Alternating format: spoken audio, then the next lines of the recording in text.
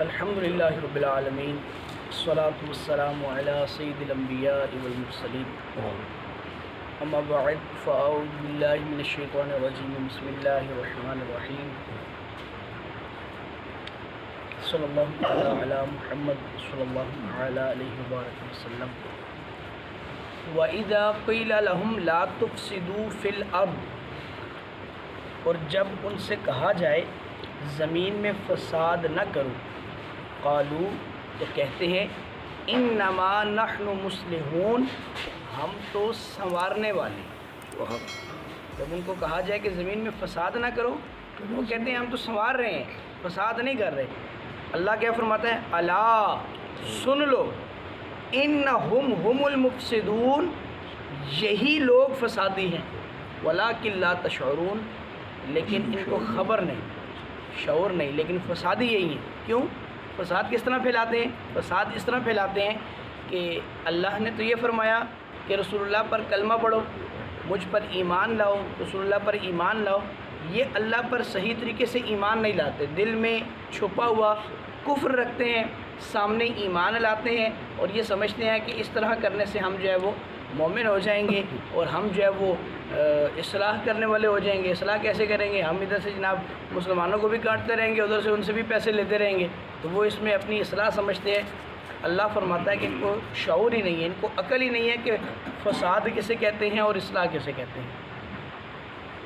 اس سے ایک بات یہ بھی واضح ہوتی ہے کہ یہ منافقوں کا جو طرز عمل ہے نا، یہ آج بھی ہمارے لوگوں میں پایا جاتا ہے۔ کیسے پایا جاتا ہے؟ وہ کہتے ہیں جی ہم تو جیسے ہم ایک بات آ گئی ہے تو کر دینی چاہیے، کہ ہمارے ہاں ایک نعرہ چلا ہے جی آزادی، آزادی ملنی چاہیے، لیڈیز کو بھی آزادی ملنی چاہیے، اس کو بھی آزادی ملنی چاہیے، اس کو بھی آزادی ملنی چاہیے۔ وہ آزادی بیسیکلی کیا ہے؟ اسلام سے بڑھ کر عورت کو آزادی کس نے دی ہے؟ ہمارے اسلام آنے سے پہلے، رسول اللہ کے دین آنے سے پہلے عورت کے ساتھ کیا کچھ ہوتا تھا یہ ہم میں سے بتانے کا ضرورت نہیں، ہم میں سے ہر ایک بندہ جانتا ہے۔ زندہ درگور کر دیتے تھے اور نہ جانے کیا کیا کچھ کرتے تھے۔ اور آج بھی جس معاشرے میں اسلام نہیں ہے، جس کو مغربی تہذیب یافتہ لوگ ہم سمجھتے ہیں، وہاں جا کر دیکھ لیں عورت کا حال کیا ہے۔ ہم تو یہاں بیٹھ کے خالی بلند بانگ نعرے لگاتے ہیں نا، دعوے کرتے ہیں جو یوں کر دو یوں کر دو، وہ بڑی تہذیب یافتہ قوم ہے۔ ان کی تہذیب یافتہ قومیں جتنی بیان کو جا کے دیکھیں، پرکھیں اور پھر اپنے اسلام کو پڑھیں۔ ہم اصل میں اسلام کو پڑھتے نہیں ہے نا، اسلام کو پڑھے بغیر ہم کہتے ہیں نہیں جی اسلام میں تو یہ چیزیں بڑی رکاوٹیں ہیں، یہ بڑی رکاوٹیں ہیں۔ حالانکہ اسلام کا کام تو رستہ دینا ہے، رستہ روکنا نہیں ہے۔ یہ جملہ اگر ہم اپنے ذہن میں بٹھا لیں، ہر معاملے میں جہاں بھی دیکھیں، ہر جگہ پر جہاں بھی کسی سے کوئی مسئلہ ہو جائے، اسلام اس کو رستہ بتاتا ہے۔ یوں نہیں کر سکے یوں کر لو، یوں نہیں کر سکے یوں کر لو۔ ہر جگہ پر اسلام کا کام تو رستہ دینا ہے، اس کا کام رستہ روکنا نہیں ہے۔ اور ہم نے یہ سمجھ لیا ہے کہ ہم یوں کریں گے تو یوں ہو جائے گا، کچھ بھی نہیں ہوگا۔ آپ اسلام پر چلیں، صحیح طریقے سے چلیں۔ صحابہ نے ساری دنیا پر حکومتیں کیوں کی ہیں؟ پوری دنیا لوگوں اس صحابہ سے کیوں ڈرتی تھی؟ کیونکہ وہ اسلام پر صحیح چلتے تھے۔ حضرت عمر رضی اللہ تعالیٰ عنہ کا مشہور واقعہ ہے، بہت بڑا واقعہ ہے، اس میں لوگوں کے وہ ڈر کا جو ساری باتیں آ کر ان کے سامنے کی گئی، انہوں نے کہا ہمارے پاس صرف ایک چیز ہے کہ ہم اپنے دین پر صحیح عمل کرتے ہیں۔ اور یہ صرف انہوں نے خود بیان نہیں کی، دوسرے کفار نے اور بڑے بڑے بادشاہوں نے بھی بیان ہی کیا کہ لوگ ان سے کیوں ڈرتے ہیں، کیونکہ یہ اپنے دین پر چلتے ہیں۔ ہم بھی اگر اپنے دین پر چلنے لگ جائیں صحیح طریقے سے، جیسے صحابہ نے عمل کیا یا اس کے بعد تابعین نے تبع تابعین نے کیا، اگر ہم اس طریقے سے چلنے لگ جائیں تو پھر یہ ان کی ہمیں ضرورت نہیں رہے گی۔ وہ بھلے آگے کہتے رہیں جی اسلام آزادی دو آزادی دو، وہ آزادی کے نام پہ بیسیکلی بے حیائی چاہتے ہیں۔ جیسے وہاں مغرب میں عورت آزاد ہے اور وہ جس طرح چاہیں اس کا استحصال کر سکتے ہیں، وہ یہاں بھی چاہتے ہیں کہ ان کی عورت کیوں چھپی ہوئی ہے گھر میں، ہمارے سامنے کیوں نہیں آتی، ہم اس کے ساتھ کیوں نہیں کھیل سکتے۔ یہ ان کی ایک چال ہے جسے ہم سمجھ نہیں پا رہے، اس چال سے ہم نے باہر نکلنا ہے۔ اللہ مجھے اور آپ کو عمل کی توفیق۔ آگے فرماتا ہے وَإِذَا قِيلَ لَهُمْ آمِنُوا كَمَا آمَنَ النَّاسُ قَالُوا أَنُؤْمِنُ كَمَا آمَنَ السُّفَهَاءُ أَلَا إِنَّهُمْ هُمُ السُّفَهَاءُ وَلَكِنْ لَا يَعْلَمُونَ۔ اور جب ان سے کہا جائے کہ ایمان لاؤ، کس کی طرح؟ جیسے تم سے پہلے لوگ ایمان لائے، تو وہ کہتے ہیں ہم ان بے وقوفوں کی طرح ایمان لے آئیں، احمقوں کی طرح ایمان لے آئیں۔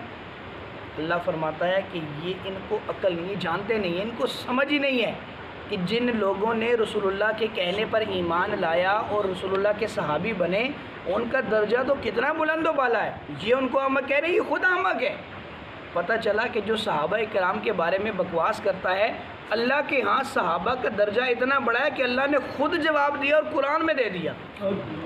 اب بھی جو شخص صحابی رسول، کسی بھی ایک صحابی، چاہے وہ 1 منٹ کا صحابی ہے، لوگ تو یہاں تک کہہ دیتے ہیں نا جی وہ جی فتح مکہ کے بعد جو ایمان لائے ہیں وہ تو ان کی صحابیت کہے کی صحابیت ہے۔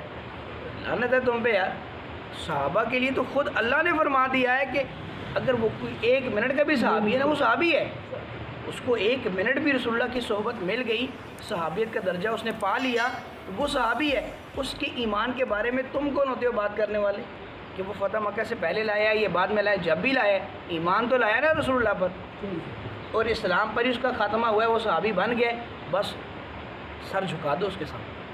کیوں؟ کیونکہ اللہ نے فرمایا وَقُلْ لَهُمْ وَعَدَ اللَّهُ الْحُسْنَى، اللہ نے ان سب سے جنت، حسنہ کا مطلب جنت، یہاں سب سے جنت کا وعدہ فرمایا ہے۔ ہاں اللہ نے یہ ضرور فرمایا ہے کہ ان صحابہ کے درمیان ان کے جو رتبے ہیں فتح مکہ والے سے پہلے جو ہیں وہ زیادہ بڑے رتبے کے ہیں، جو فتح مکہ کے بعد والے ہیں وہ کم رتبے کے ہیں، لیکن آگے رب نے یہ آیت جہاں پہ ذکر فرمائی وہاں سے آگے فرمایا کہ ان سب سے جنت کا وعدہ ہے، چاہے وہ فتح مکہ سے پہلے ایمان لائیں یا بعد میں لائیں، جنت سب کے لیے ہے۔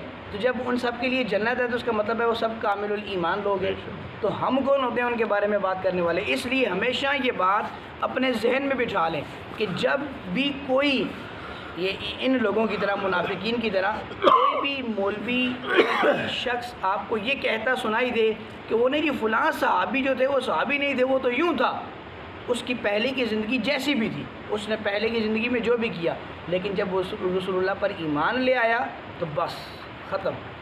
اب وہ صاحب الایمان ہے، وہ صحابی رسول ہے، اور صحابی کا درجہ یہ ہے کہ دنیا کے سارے غوث، سارے کے سارے کتب، ابدال، اولیاء، علماء، صلحاء، مشائخ سارے جمع ہو جائیں، ان سب کا درجہ جمع کر لیں، صحابی کے قدموں سے لگی جو خاک تھی وہ اس کے برابر بھی نہیں، یہ صحابی کا درجہ تھا۔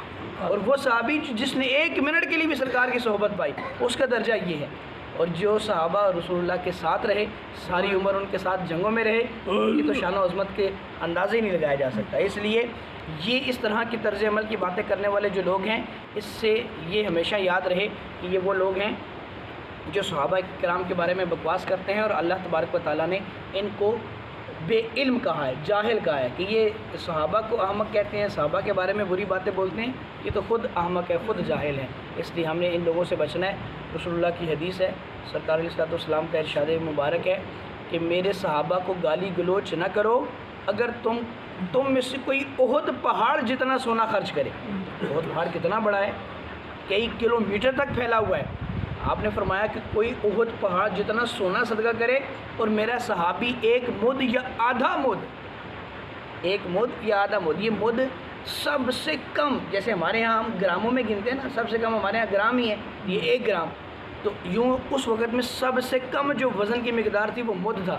فرمایا کہ میرے صحابی جو ہیں وہ 1 مد یا آدھا مد بھی صدقہ کرے نا تو تمہارا احد پہاڑ جو ہے اس سے زیادہ ثواب ان کو ملے گا اس آدھے مد کا۔ سبحان اللہ، کتنی بڑی فضیلت بیان کر دی کہ صحابہ کرام کے برابر تو ہم پہنچ ہی نہیں سکتے نا، کسی بھی طرح نہیں پہنچ سکتے۔ اس لیے مقابلہ نہ کروائیں ان کا کہ وہ ایسا تھا جی، وہ بڑا تھا جی، وہ چھوٹا تھا۔ صحابہ سب صحابہ ہیں، بس جو فضیلت سرکار نے بیان کر دی ہے، جو ترتیب رکھ دی ہے کہ پہلے نمبر پر صدیق اکبر ہیں، دوسرے نمبر پر عمر فاروق ہیں، تیسرے پہ عثمان غنی ہیں، چوتھے پہ علی المرتضیٰ ہیں، پھر اہل بیت طہار اور عشرہ مبشرہ اور بدری صحابہ، یوں جیسے فضیلت سرکار نے بیان کر دی بس اسی پہ رہیں، اس سے زیادہ آگے بڑھنے کی کوشش نہ کریں۔ جب ہم بڑھیں گے اور ہم یہ کہنا شروع کر دیں گے نہیں جی وہ فلاں تو فلاں وقت میں ایمان لایا تھا، اس نے پہلے یوں کیا تھا، پھر بعد میں یوں کیا تھا، پھر ہم خراب ہو جائیں، اس میں نہ پڑیں۔ جو سرکار نے فرما دیا جتنا بس اتنا ہی رکھیں، اپنے پاس سے کیا صلاحیاں ہم نہیں کر سکتے۔ اللہ مجھے اور آپ کو عمل کی توفیق عطا فرمائے۔ ایک سوال آیا ہے، سوال یہ ہے کہ ہمیں کیسے پتہ چلے کہ ہماری عبادتیں اور ہماری توبہ جو ہے قبول ہو رہی ہے؟ تو یاد رکھیں کہ عبادت کی توفیق ملنا اور توبہ کی توفیق ملنا ہی اسی پر ہے کہ آپ کی پچھلی عبادت قبول ہو گئی اور آپ کی توبہ جو ہے وہ قبول ہو رہی ہے، اس لیے آپ کو توبہ کرنے کی توفیق مل رہی ہے۔ سبحان اللہ۔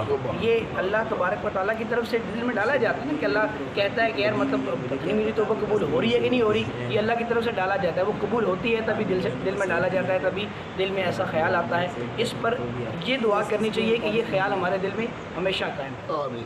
آمین بجاہ نبی